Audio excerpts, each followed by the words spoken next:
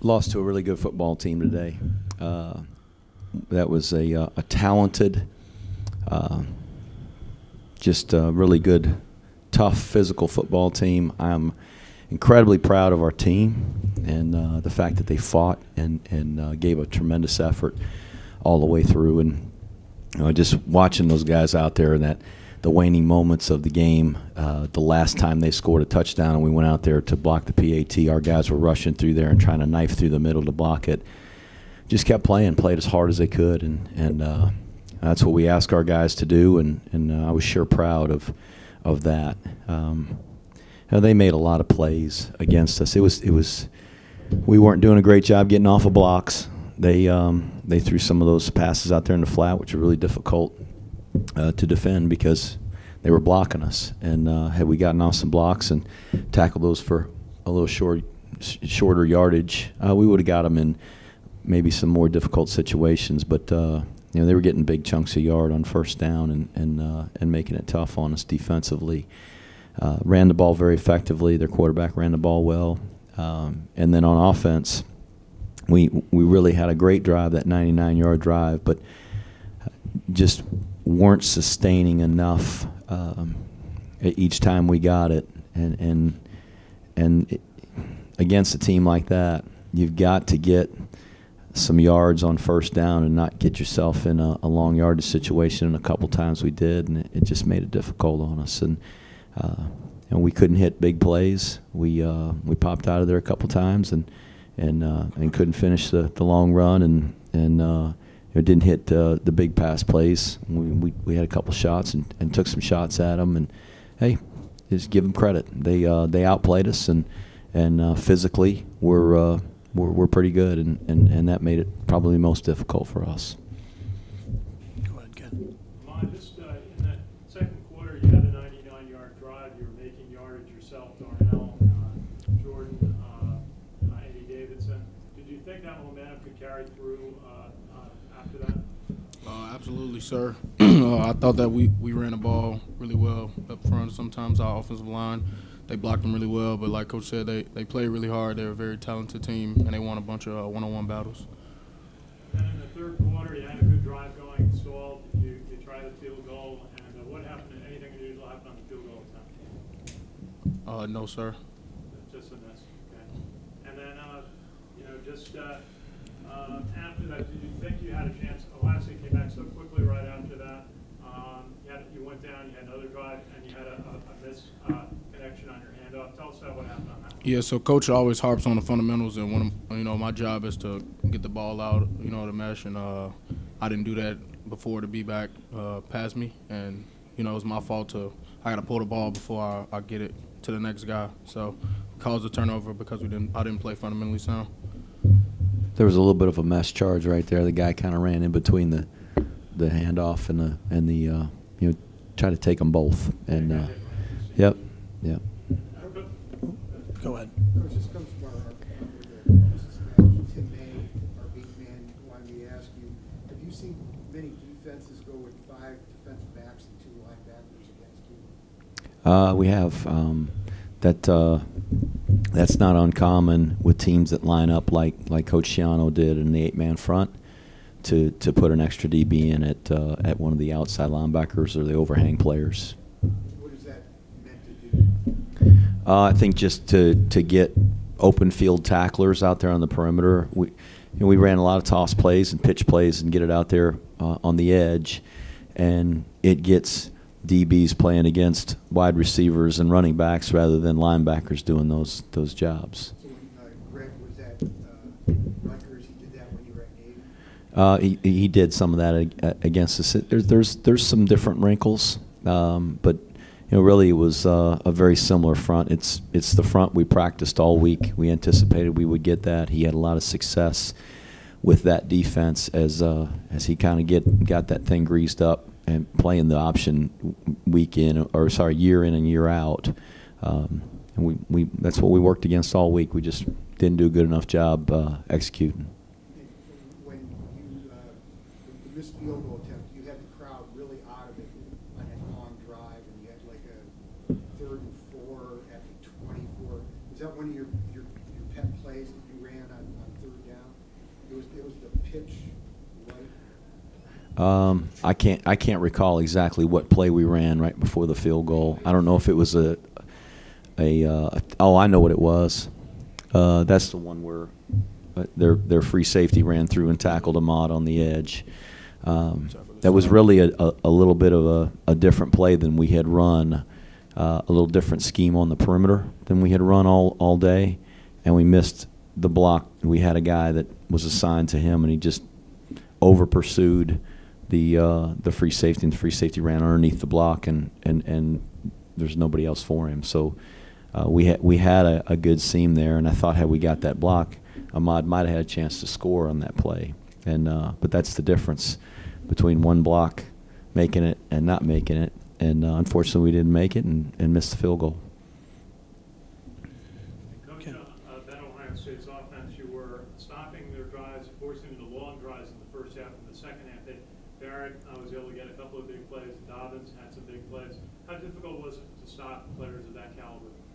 Well, they're talented, and anytime you play somebody that's that talented, it's going to be difficult. We're not the only guys that have had trouble covering their guys and tackling their guys and getting off blocks, and those guys, they're pretty good. I think somebody told me yesterday that Urban's only lost 7 times here in his career. That's a pretty good team. And so I thought our guys were playing really hard. A couple of times we turned guys loose. A couple of times we didn't have an extra guy out in the perimeter like we were supposed to. In the first half, they were running the quarterback. They had a little option play, and Barrett was kind of off to the races a little bit. And we got that fixed and got a guy out there. And but they found other ways to get us. So give them credit. They did a nice job, particularly in the second half. They just outplayed us and outcoached us. You had 259 yards rushing against what's been described as a pretty top-notch defensive line. What did you think of the line play up front? I thought our guys played really hard. We didn't sustain blocks the whole time like we would like to, but it also has a lot to do with them, the other team. They were pretty good at getting off of blocks. And so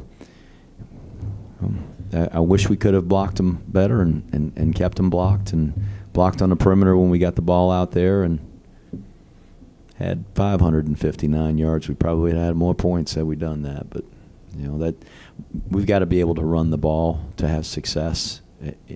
Our team does. And 259 yards doesn't win many ball games for us at Army. All set?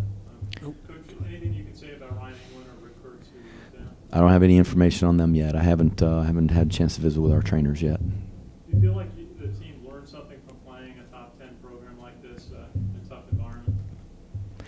Oh, I don't know. I mean, what do you learn?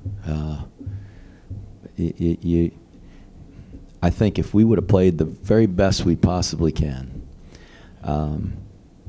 maximized our potential physically, played every assignment exactly like we were supposed to play it, we probably would have had a chance to win the game. I don't think we played as well as we can possibly play. There's a lot of things we did fundamentally that weren't very good. And you get exposed when you don't play with good fundamentals and you play against really talented people. That wasn't the only reason we lost. I mean, give them credit. They lined up and just blocked us sometimes and got off blocks, and that's football. They won the game. It wasn't. They earned it, and credit to Ohio State. But we didn't get any turnovers. We didn't have those things happen for us in our favor. And you got to have some breaks go your way in a game like that against a really good opponent if you're going to win. And so you learn how important it is to create those plays, to try to create turnovers, to play with and trust your fundamentals. And you realize that, sometimes you face a really good team that's really talented, and when they play really well and they don't make a bunch of mistakes, they got a good chance to beat you. And, our guys, are disappointed that we lost, and I'm disappointed that we lost. But, you know, we lost to Ohio State. It's one of the most successful and powerful programs in the nation. And, you know, for the first 30 minutes of the game, I thought we were slugging it out pretty good with them. And there were times in the second half we were playing really good football. It just, you got to play that way for 60 minutes, and like I said, have some breaks go your way, and they didn't. So I congratulate them, and I'm sure they're going to have a great season. All right. What are one or two things that Ohio State did consistently against you that you walk away saying, yeah, that's what decided the game for them? I don't think it's one or two things they did that decided the game for them, but from my, you know, I can recall them, you know, just playing really fundamentally sound and playing assignment football.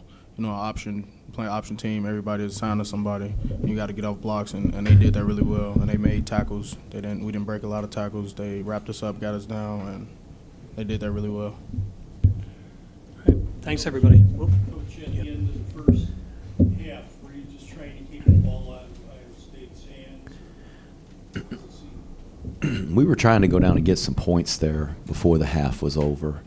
But we didn't want to give them another shot with the ball. We knew we were going to get the second half kickoff. If we could just get 3 points and cut it to 7, we'd hope maybe come out in the second half and drive down and score and tie the game up. But we took a couple of shots. We threw the ball a couple of times there on that drive, but we didn't want to throw it 4 times in a row. There was 2 minutes and 4 seconds when I looked up there, and I'm like, okay, well, we can throw it 3 times here and give it back to them with, you know, 1:43 on the clock. And those guys are pretty good, and they were going really fast anyway, and they can move the ball down pretty quick, and all of a sudden be 24-7. I'd rather have it be 17-7 and be within striking distance to come out in the second half having the ball. But we were trying to score, and we just couldn't get it down there and do that. Thanks. Thank you. Yep. Time out with 20 seconds there at the end of the second quarter. Was there something I did make the pass and shot downfield there when you came back out? Yeah. Well, when the clock was down there under a minute, it came to the point where I don't think now they've got a shot to drive down and score. They would have to hit one big play. If they got the ball back, we would back everybody up and say, hey, keep it in front of you and don't let them hit a big play. So with 20 seconds to go, we popped a timeout, and did we throw it, as I recall? I think we ran a toss. Oh, we ran a toss? I think so. Yeah, we ran a toss. Trying to get a first down, clock would stop, I'd hit another timeout right there. You know, just, hey, if you've watched this play, you watched this play today. You know, we're not a throwing machine. You know, we can't line up there and just dink the ball down the field. There's a lot of other people say, why wouldn't you throw a 6-yard out? And you know how hard that is for us to do? I don't know how many guys they got on their defense that are going to play in the NFL. We got exactly none. And we got no guys on our offensive line that are going to play in the NFL either. They got to block those guys. So it's a little more of a challenge than people realize. And I thought our guys did a great job on those play action passes. We had a chance to get the ball off, and we didn't hit them. You know, we didn't make a play. But we've got to play our game, our brand of football, and hope that's good enough. And that's what we were trying to do. Coach, just one thing. What do you think about the reception from the fans for your team? The Ohio State fans, I'm embarrassed to say I didn't really take notice. I didn't know. Did they give us a standing ovation or something like that? That's great. I have my concentration on something else besides what the fans were doing, and if they did that, and they did do that, that's fantastic, and that's much appreciated for our team. That's they got a great fan base. I mean, I don't know what the attendance was. It's probably over 100,000, 108,000. That's a lot of people, and they very classy, and they love their team, and you can see that. And I really was impressed that there were so many people there at the end, still in the stadium when the game was over, to share in the alma mater, and that's a neat tradition here too. So we had a great reception when we got to the hotel. The people here in Ohio were very gracious. They welcomed our team, and as we were coming into the stadium, there were a lot of people wearing scarlet and gray and clapping for our, I don't know if they knew it was our buses or not. I assume they did.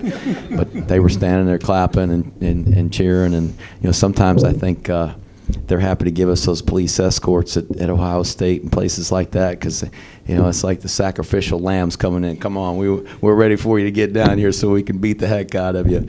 But they were very gracious as we were coming in and very respectful. And I didn't realize they did that. And I'm embarrassed to say I didn't know that. But that's much appreciated. We got a great bunch of kids, and West Point's a remarkable place. And we got some really special young people there that have made a commitment to serve all of the rest of us who aren't willing to make that commitment. And it's nice to know that the folks here in Ohio recognize that, and we really appreciate that. All right, thanks.